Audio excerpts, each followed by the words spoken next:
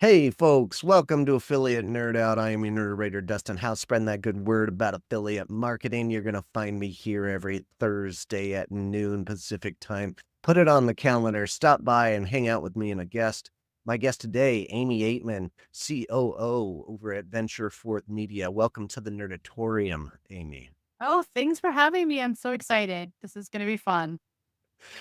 Great. You and I go way back, all the way to Affiliate Summit 2025 last month, and had a meeting with you. I've got my client Rolodex, and you and I've met in the past, but never even made that connection. And then we sat down together for half an hour and had a great conversation. And you've got this great energy about you and warm and somebody that I want to work with, which is very pleasant to have in this industry. So Wow. glad you jumped in to jump on with the Nerdatorium today. Oh, I'm so excited to be here. And Affiliate Summit West was such a fun event. It was like Vegas, and everybody came with great energy to work and do things, and to get a pulse on what's happening in the affiliate space was so much fun for me. And yeah, it was great. So it was great meeting you too. Yeah. Oh, thank you. Thank you. Did at Affiliate Summit, did you go to many sessions? I know you're speaking, but did you go to many sessions or we focused on relationship building and meetings? I was focused mostly on relationship building, but I did go to a couple sessions. I have all the recordings, so I will watch a few as well. But yeah, it was like packed days, Yes.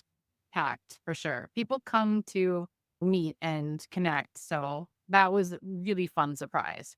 Yes. That's how it's supposed to be done. Okay. All right, Amy, tell us about who you are.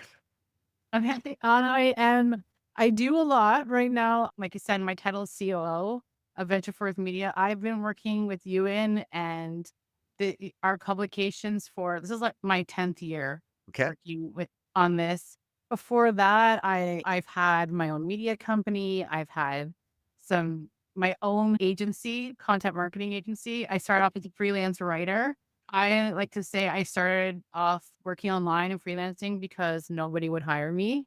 It feels like a long time ago now, but I still remember um, finishing up my university degree, and it was 2008 is when I graduated. So if you know anything about the state of the economy in 2008, similar to what we're going through right now for a lot of people, and it was just nobody. I literally couldn't get a job. I went into my old place where I waitressed for 6 years, and they wouldn't hire me, and I was at like low point. I was like, what am I going to do with my life? And my husband was actually the one that said, just get one person to pay you to do something, some kind of writing, some kind of editing, something.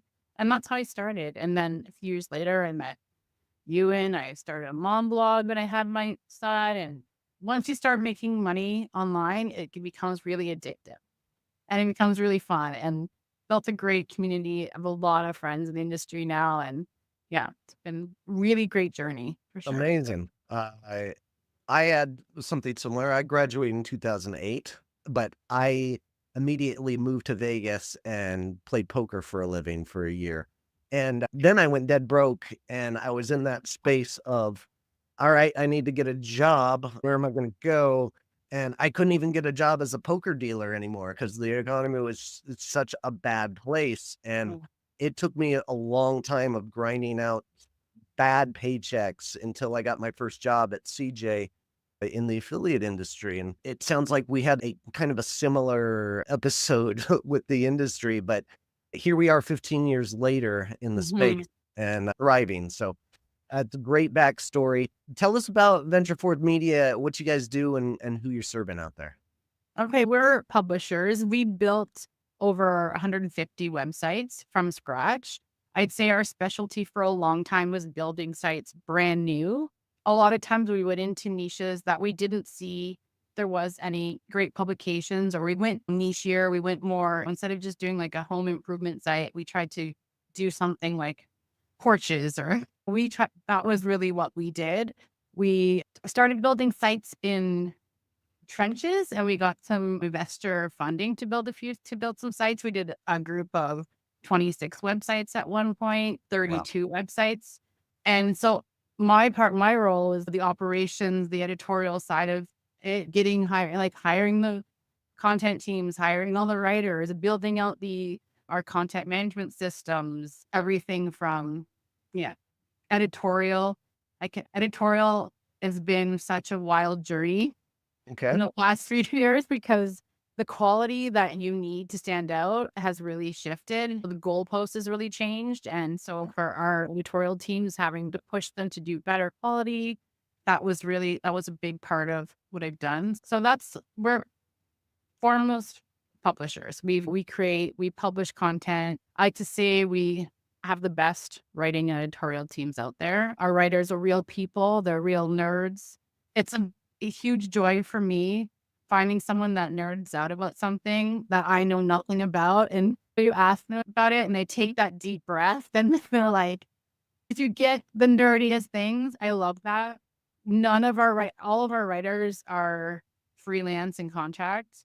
So we have people that are like in HR right now or in project management. They do that job during the day and at night, weekends, whenever we can get them to help us out, they work with us. Or we had a lot of like video game sites and these gaming writers literally would play games for a weekend straight when a new game came out, 36, 40 hour just to write a review and then some guide. So Oh my I God. feel like, yeah, Gotcha.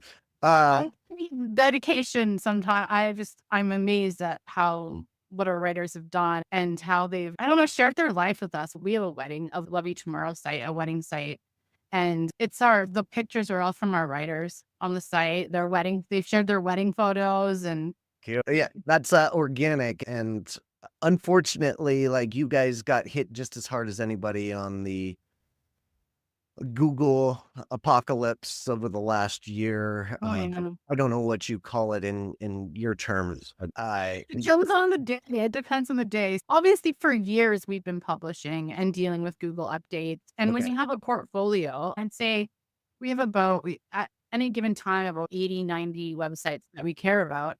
And sometimes half of them, or sometimes 10 of them go down and then 10 of them go up. So we've always been able to shift our resources to the sites that are doing well. And it worked well for a Yeah. long time. And we would learn from things. So every time we did another portfolio or create another site, we'd see success really quickly. So this is before we're talking pre-helpful content update, the Google apocalypse, as publishers say, can call it.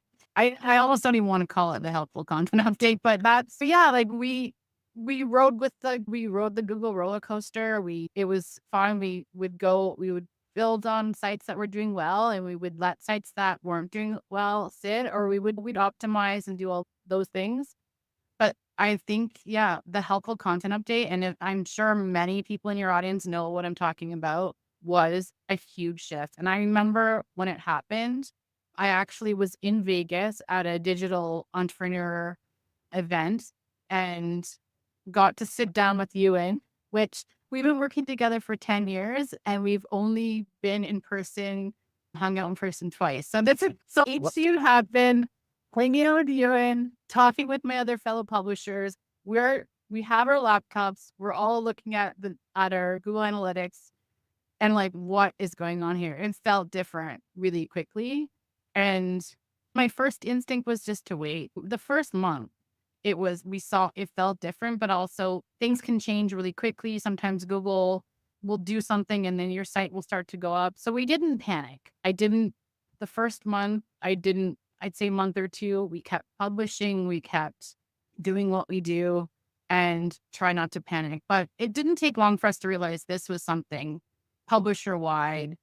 A lot of people that had content websites were feeling it wasn't. And the content sites that I used as like these like great examples of EAT. So like experience, authenticity, people trust them, content sites that I would know by brands were getting hits. Yeah, it was pretty painful. Luckily, you had a portfolio so big, and it sounds like you've got a well-oiled machine to be able to excuse me, to be consistently updating content and creating new ones for that many sites. And I'm sure sites come and go, and you guys have a good flow. Like video games seem to be really consistent, especially through the pandemic era. Those probably really thrive. They did. We just got a client over at inflectionbackbone.com, which I need to talk to you about it. It was the agenda, but I forgot you were in that video game section. Anyway, with those niches, like I assume some come and go, like sites on like masks, for example, you probably spun up a site about masks or remote working that were thriving for a couple of years and then just tanked all of a sudden because the traffic volume was gone away, Oh, right? yeah. I would say the two interesting examples I have for COVID was great for our business. I was Okay. we have never busier. It was fun. We built a site, we built a whiskey site and we built a wine site. And I think you could see how COVID was the alcoholic choices were Sure. changing during COVID. So like Yeah. our wine site was doing really well and growing, and all of a sudden the whiskey site started to do really well, like after a few months into COVID. And those sites just naturally had a dip after COVID because people just changed, and that's natural too, yeah, to publishing. We expect all those kind of changes and updates, and I was really optimistic during COVID that our online shopping habits would stay online because I personally love buying my products online. Yeah. I personally hate going to the mall. I hate shopping in real life.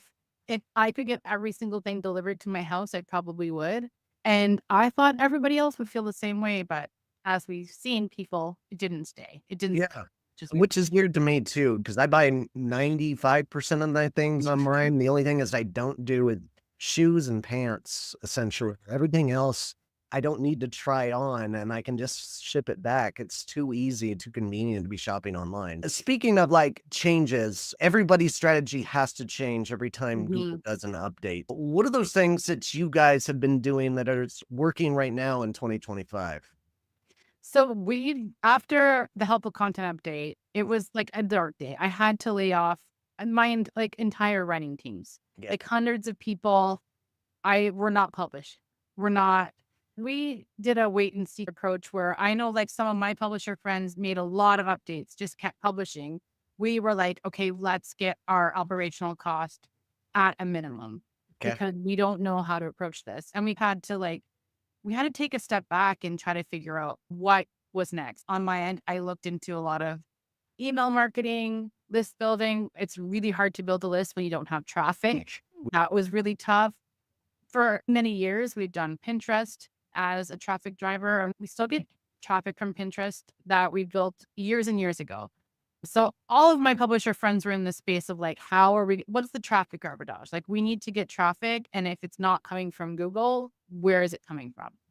And so one of the things we dug into was Reddit, because we're seeing now and still now the growth of Reddit, how many forums and how much UGC is in the search these days.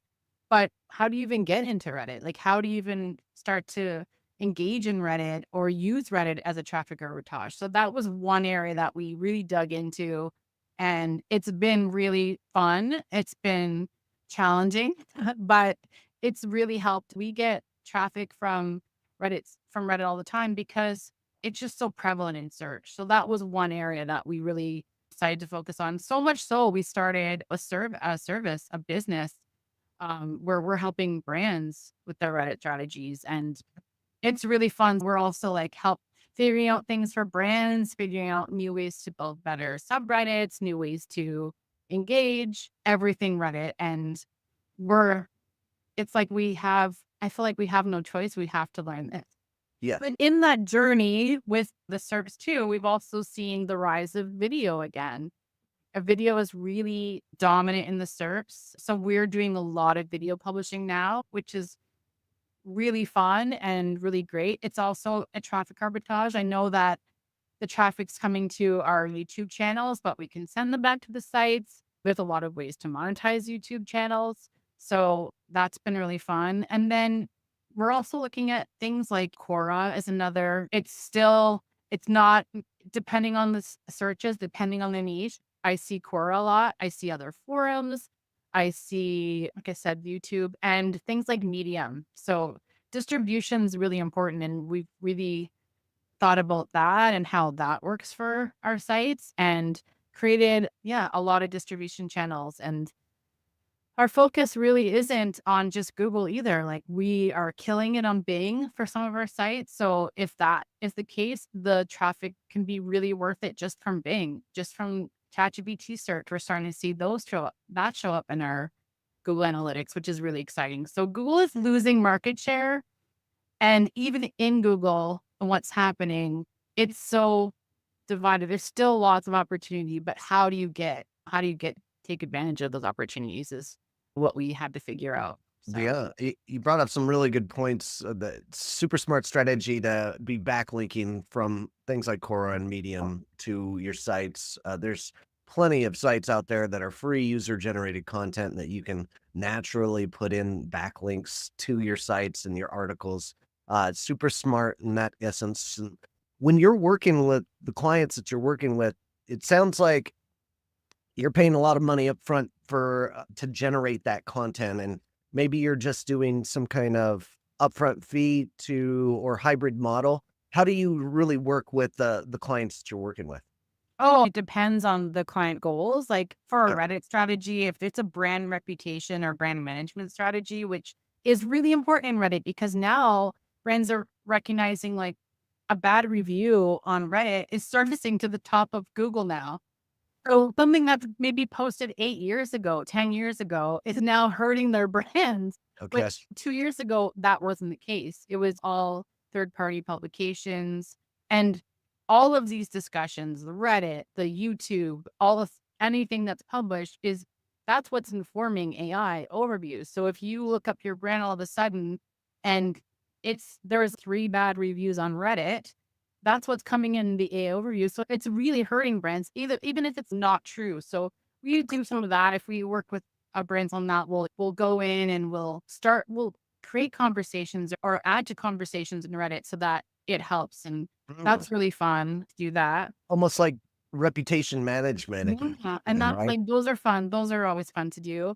On our publishing side, we still do brand partnerships where we work with brands that we love and we trust and that have great product. We have our real writers testing the products and editorial. And this is maybe because I'm a content person.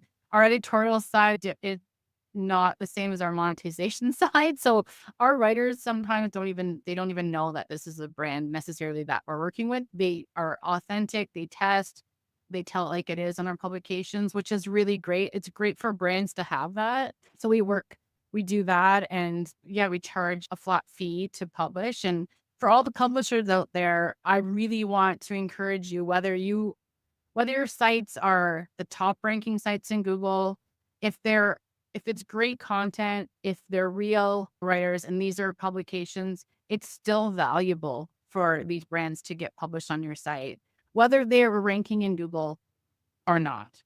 Okay. And that might surprise a lot of publishers and maybe a lot of brands, but our sites are informing AI overviews. And like I said, some of our sites are doing amazing on Bing and not even in the top 2 pages of Google. Okay. So the search landscape, it's diversifying, it's changing. And so I think brands that recognize that have to get in more than one type of partnership. So we do work with brands and I like to say I think our writers are amazing. I think they test the products in their real homes. They give real opinions. They're really like authentic. They, like I said, they share their lives. Some of the we've worked with a lot of brands, and and I think that is amazing. I think the real conversation. I think what Google wants to surface is that user generated content, those real people opinions.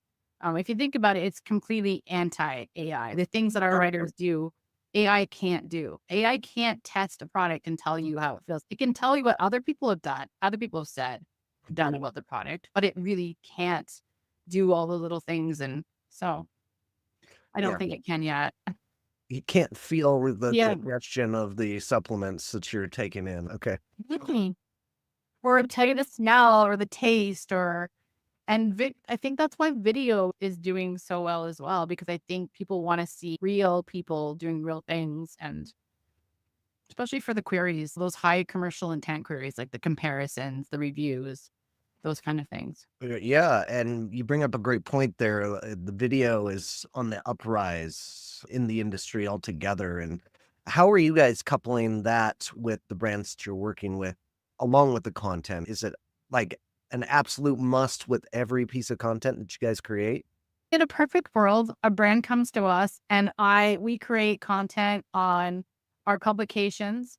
We create videos to go along with the review and a comparison and a best of and maybe an instructional video and to put on our YouTube channels. And we do Reddit marketing for them. And we do some Quora and we do some Medium wherever we see opportunities in the SERPs because there are so many ways to get into the SERPs now that are, I think, in a perfect world, I want to get them in all of it. I want to work on all of it. So yeah, video is really important. I think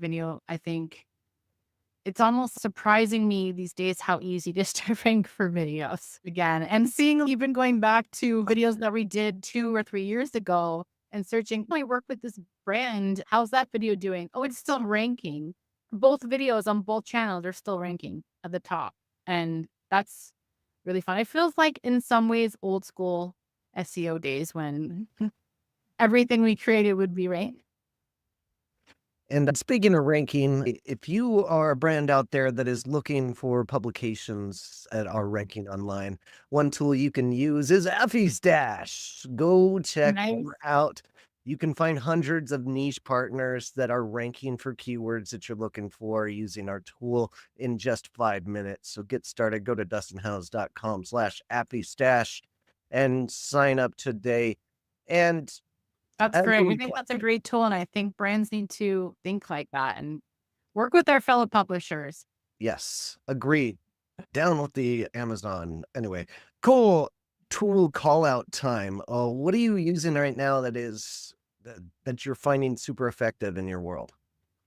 I would say this is going to sound so obvious to so many people, but I'm really enjoying ChatGPT.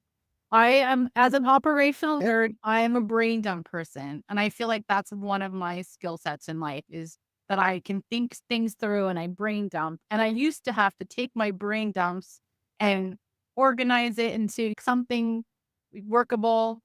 That time it saves me. I can create a spreadsheet easier. I can operationally, ChatGPT is my jam. Great call out. I'm using it every day for ideation purposes and like sometimes filler content for outlines of, and then I get my ideas out for the content that I'm creating. And I really love the query. Somebody told me, it was my AI coach, Jonathan Green. He told me, let's ask them what you need to ask them to get the answers that you need. And that Oh, was I love that. I love that. Yeah. For straight up content creation, I don't think AI cuts it. I don't think I would never publish something that was AI generated. One, there's no well, if I can do it in 5 minutes, everybody can do it in 5 minutes. It's no value. You're not bringing anything to the table. But for operations, yeah, and it is fun to see what else. And I also ask it what I'm going to make for dinner. So we could go find the recipe on a recipe site, but okay. you're right. We're brainstorming what do I want to eat tonight? Yeah. That's smart. I've never used it in rock capacity. That's funny. All right. What if I have it in my fridge and then what can we make? That's good. What about tools that you want to see built in this industry? What are we missing? And what, if you may wave that magic wand, what tool would you build right now? Oh, this is a really tough one because when we were publishing, like at one point, 1,200 articles a month, we built our own content management system because there there was so many things we wanted to do. We wanted to publish and have a core hub. We wanted to publish on many sites. We wanted to keep our payments all in there.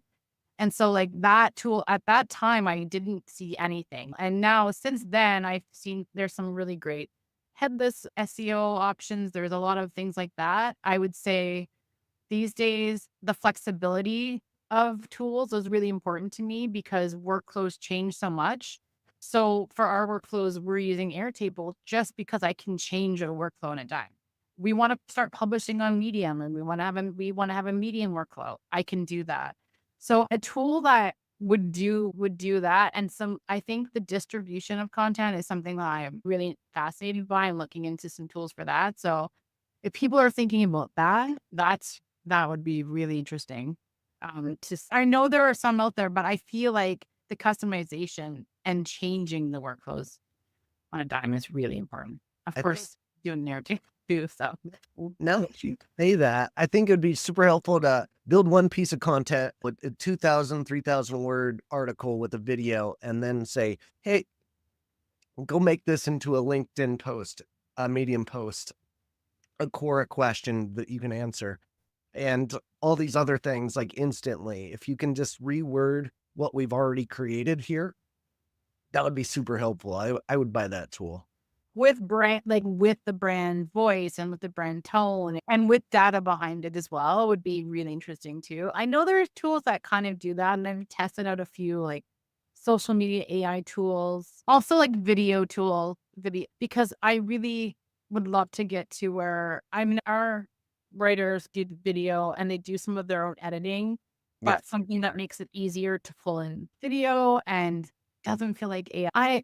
So you want the ease of AI stuff, but you don't want it to be like it's been AI. And you don't want it to be, I don't want to publish a bunch of AI video. So something that helps make it easier for our authentic creators to edit and publish videos in a way that's not doesn't feel like AI. That would be really interesting too. That's like a really simple user. Good call. Yeah, I love what Descript's doing, and that's what I use for my editing. It's affordable at $35 a month for a small creator like myself, and it is making leaps and bounds in this industry on like helpful workflow.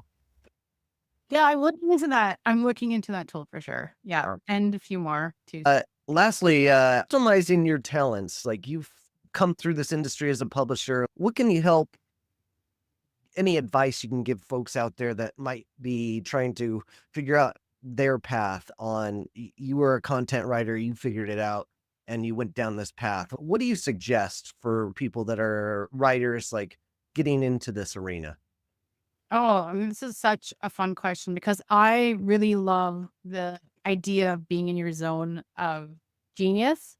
Okay. And I talk about that with my team. And for years, I got to build a team where it was a choose your own adventure. It still is. Because if they're really creative and they really are a great editor and they want to edit, I've got editing work. If they're Okay. really great on video, if they're really funny and entertaining and they want to do, I've got video work. And I feel like being in your zone of genius is such a privilege. It's amazing. And I really do believe that. And this summer I did a side gig where I was literally a technical project manager, which is fun. It was a fun thing to work with. It was very different for me. And I realized quickly that I was not in my zone of genius, and not because I wasn't good at it. So I think people, when you're in this industry, sometimes we think if we're good at something, that's our zone of genius. And I think it goes way beyond being good at it. I'm a very good project manager. I still manage projects all the time, but for me, being able to be creative, work with creatives, that's really what lights me up and gets me Yeah. excited to come in to the office. And to be frank, that's what keeps me. I work weekends, I work nights, and I don't feel like that's a drudgery because I feel it's really fun. It's really great to see people, to meet other nerds, to work with creatives. And so that's where I think living in your zone of genius really matters. And so for anyone out there, and if you're a writer, you can do so many things. If you're a writer, you're a thinker. Writing is thinking. To this day, if I want to think through something, I start writing about it because it helps you process, it helps you think through something. And so if you can think and you can write and you can communicate, there's so many avenues that you can do in our industry.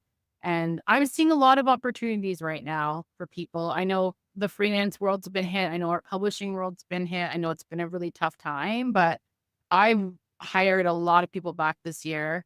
I'm still looking for people. I'm still looking for great talent. So yeah, there's a lot of opportunities too. Great tips. Love it. Lastly, how do we connect with you, Amy? Oh, well, I'm on LinkedIn. You can connect with me there. If you want to check out our Reddit marketing, it's redvisible.com. And yeah, and I'm pretty accessible on LinkedIn. So reach out to me anytime. Happy to have a chat. Happy to talk to other people in this industry as well. I have a deep love for this world, for publishing, for the affiliate space. It's given me a livelihood. I really am so thrilled to be here. So if anyone wants to chat, just hit me up on LinkedIn. More than happy She's to. not lying. She's a chatter and she loved it. You're such a great nerd. Thanks for being such a great Thank guest. you. Thank you so Appreciate much. It's been so much fun. you joining me. And for